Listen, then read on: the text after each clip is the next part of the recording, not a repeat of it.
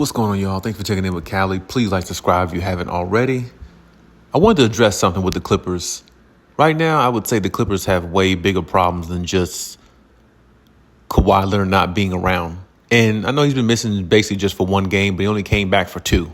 And we know the reason why, because he's tending to his family with the wildfires, and that's a big deal. That's not something small at all. That's very, very, a huge thing, and we have to be sympathetic towards that.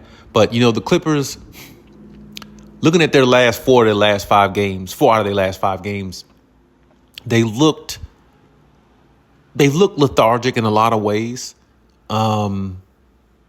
Of course, the Atlanta game, was good because Kawhi returned. I feel like they were feeding off the energy of their best player and everything. But, the games they've lost, against the Spurs, the Timberwolves, the Nuggets, it just looks like the offense is very, very predictable.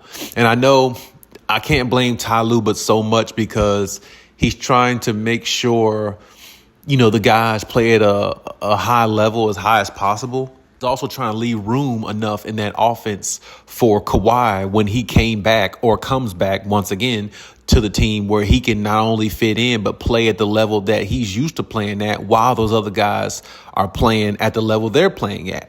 And that's so hard to do sometimes because when your best player is out and the role players are playing pretty decent, it really makes it hard psychologically to ingratiate your best player back in while these other guys are playing at a pretty decent level, or at least they were at one point, to let Kawhi come back in and let him just pick up where he left off as the player he once was. Now, of course, with Kawhi being on a limited time frame or time restriction, it limits Kawhi from actually catching his rhythm a lot, which I think that really kind of hurts the Clippers a lot more because you're not getting the best out of Kawhi when he's on the floor. You're getting decent minutes just because he's still a great player and he can make some things happen and he is a really good shooter. But at the same time, you're not getting the maximum out of him because he's not playing 30, 38 minutes where he can put his imprint on the game and dominate the game like we all know that he can. But the one thing the Clippers have to stop doing, they have to stop making their offense so predictable where teams can easily figure it out within the first, second quarter. And when teams look at the tape on the Clippers, they looking at a lot of tape without Kawhi Leonard, of course, because he hasn't been there.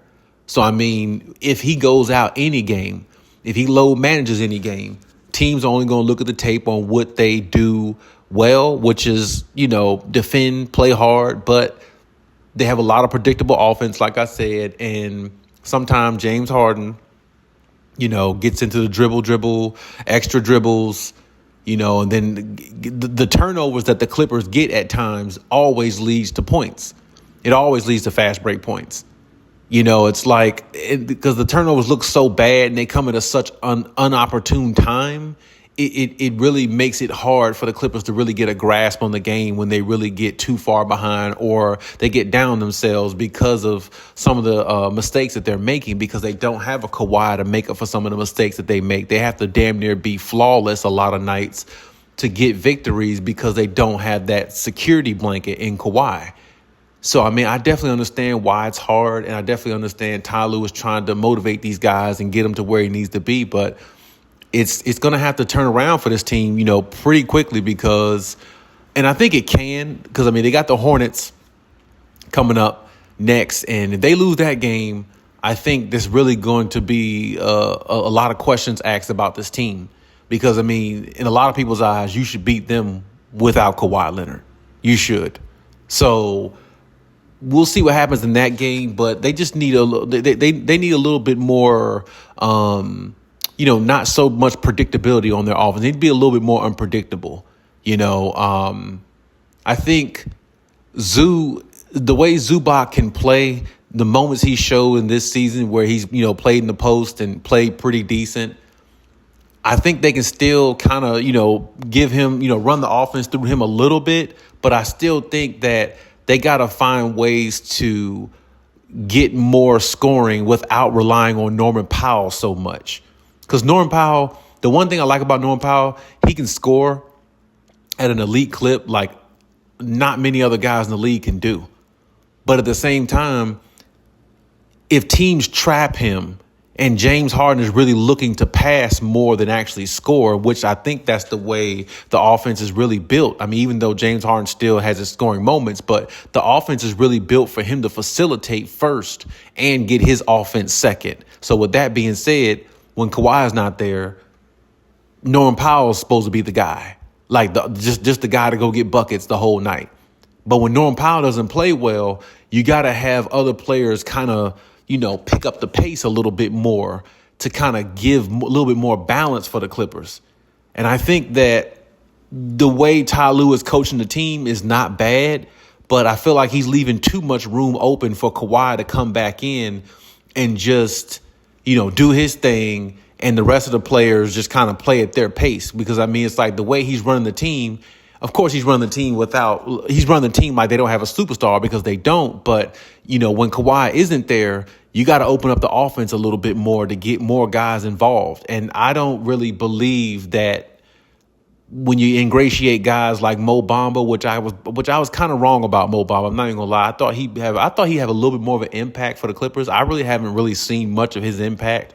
I mean, the games I've looked at, it's hit or miss. I mean, if you got him in there as a big body just to distract or something like that, or just to deflect some passes here and there, or maybe get a couple extra rebounds, okay, but he's not really making an impact like that. I mean, I'd rather have Jones in there or somebody like that, me personally, but I don't know, or maybe actually go trade and get another big man. Like I said before, they should try to find a way to go after Vucevic on the Bulls, because he would be a type of guy that will come in there and give them quality minutes, and he can score on the block, and he can shoot from distance, and he's just a factor all the way around. And he is a decent offensive rebounder also. So he kind of makes up for a lot of the issues that they actually have. You know what I mean? And then, you compliment him with Zubac. Hell, I would, let him and Zubac, play of course, the 4 and the 5 position down there in the paint. And, I mean, a lot of good things will happen with this team. Even when Kawhi isn't playing, they would be even way more competitive, because they got a big man, not only in Zubac, who, likes to play the block and who's been playing pretty well, but you add somebody like, Vucevic in there. I mean, you're looking at a team that's got scoring in the paint, good rebounders, and one of the big men can space the floor a lot better. So that makes it easier for Norman Powell to have a lot more wide open shots, a lot more opportunities, along with everybody else.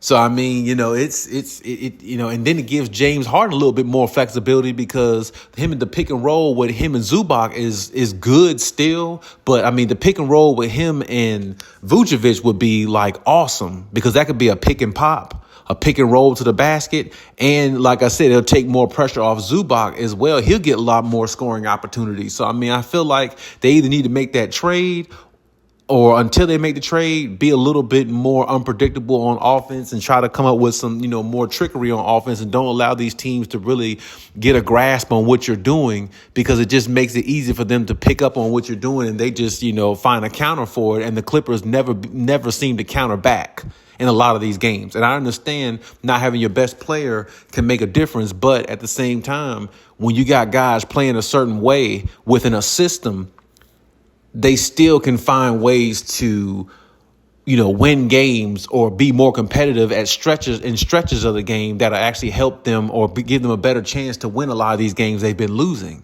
So, I mean, it's going to be a challenge for the Clippers, definitely, because the Kawhi thing, he'll probably be back in about a week or two or something like that, or less. But you hope that he can just stay healthy. And they're banking so much on that. They leave that door open offensively and try to, make things, where, it's like, okay, we're going to play one style of basketball, but when Kawhi comes back, he'll make everything complete. I understand that, but it's like, until then, you got to kind of mix it up a little bit more, because the team looks a little, they just look like, it looks like teams have figured out what they're doing, and the Clippers don't have a counteract for it. And that's not good, whether Kawhi's on the floor or not, you know what I mean? Because, even when he gets back on the floor, he still has to find his rhythm to get to the point to where we know he can be, which is at that elite status. So, plus he has to get the minutes first to even get to that elite status. He's getting 19, 20 minutes a game when he comes back on the floor. it's still going to take him a while to get to that elite status because he's not playing long enough to get there. So, I mean, Ty Lue has to figure out a way. I really, truly believe he can. It's not going to be easy, but I would say it's doable still because, like I said, I still like what the Clippers have as a team, as a unit, and I just feel like they need a little bit more guidance on the offensive area, and maybe make that trade deadline. I definitely put them over the hump as well.